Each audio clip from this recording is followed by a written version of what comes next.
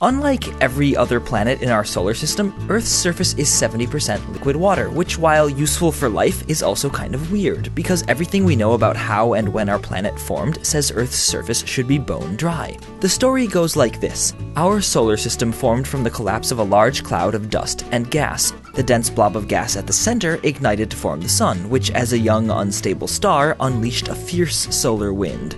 Over time, this stream of charged particles pushed the remaining gas cloud farther and farther out, leaving only solid particles behind to clump together into rocks, planetesimals, and finally, the rocky planets of the inner solar system that we know today.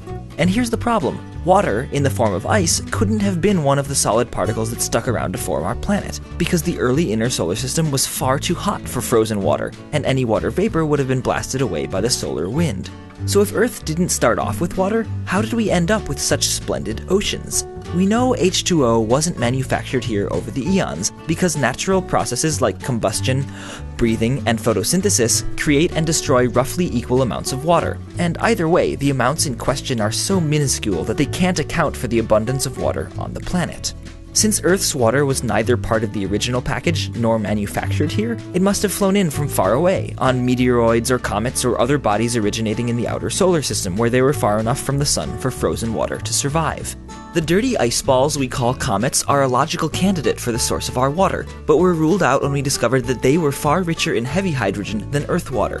Heavy hydrogen has a neutron as well as a proton in its nucleus, and for every million hydrogen atoms in Earth water, about 150 are heavy ones, while typical comet water has twice that many. These mismatched chemical signatures suggest that Earth's water couldn't have arrived on comets. It turns out that the most likely source for Earth's water is a type of meteorite called a carbonaceous chondrite. Chondrite is just the name given to the class of stony meteoroids that most commonly strike the Earth. But only the carbonaceous chondrites contain water, as well as lots of carbon if you couldn't tell from their name.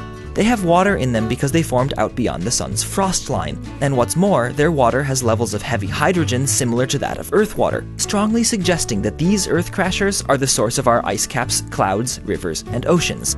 And thus the water that turned our planet into a blue marble came quite literally out of the blue.